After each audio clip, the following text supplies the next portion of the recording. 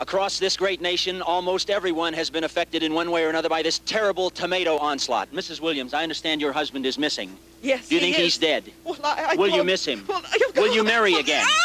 What if he's laying in a ditch somewhere, with both his legs broken, calling your name? You will have to find another man, you know. You're no spring chicken. Sterling Anno here. I'm here with John DeBello. Not only is he the director of our guest film of the week, Attack of the Killer Tomatoes, but the recipient of our Lifetime Achievement Award. So how is it to know that after so many years, what you've created is still just as relevant today with the right crowds? It's shocking, actually, but fun, and really appreciated the opportunity to come up here and get the award. And what's something that you can say reminiscent of filming it here locally that kind of resonates with you personally, you know, this kind of homegrown feel of like how things used to be, you know, on camera as kind of a time capsule now? Sure. You know, it's funny, when we made it in 1978, we already felt like the old days were over and we were in the modern era. But by 1988, 98, 08, constant change and a bigger and bigger environment and city. And now it looks sort of quaint looking back. But, you know, it was fun to do then, and it's fun to look back. I know it wasn't in the first film, but later on in the series, he was able to introduce a very famous A-list actor to the world. And I'm just wondering, how does that resonate with you personally, knowing that, you know, it created the careers, plural, of so many cast and crew, yet, you know, obviously online trivia sections on like IMDb and whatnot will always cite this one.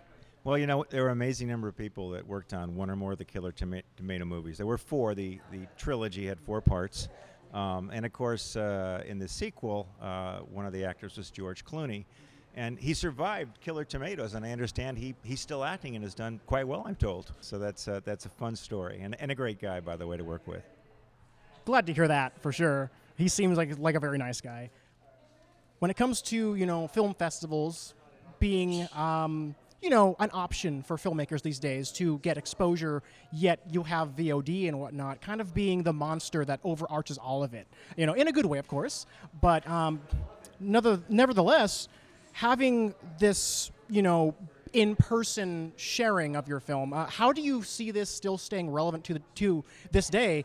Being someone like you in the digital age, working for the digital age, how do you see this still being, you know, something that people should hold on to? Well, it's a really good question, because I started back in the day when it was all film, and my techniques and even the cameras I used weren't that different from the folks working on Gone with the Wind. So to go through that era into the digital age has been huge in terms of the technical differences, but the passion and the storytelling has not changed. There's more opportunities now because there's less barriers to entry, because you can get into the business easier, but by the same token, there's also more competition. So when you can get out of a competitive arena and get into one that is almost familial in terms of the shared passion of filmmaking, that is huge, because it doesn't only drive people to do better work, it lets them see what else is being done, and I think has mutual value. That's a wonderful answer. It not only gives a good glimpse of the science behind it, but hope to those who are trying to step aboard the train that will not stop for anyone. I want to end this interview on a very simple but important question. Of course, part of the film was shot in Oceanside. This is Oceanside. What is your favorite thing about Oceanside? I've always liked Oceanside. I mean, it's not the big city, but it's close enough to the big city. It's a wonderful environment. You know, sure, it's changed, it's gotten bigger, but so has everything. But I think the spirit of the city is the same, and it's always been fantastic, and I think always will be. John, thank you so much for coming. My pleasure. Thank you for being an inspiration to us all.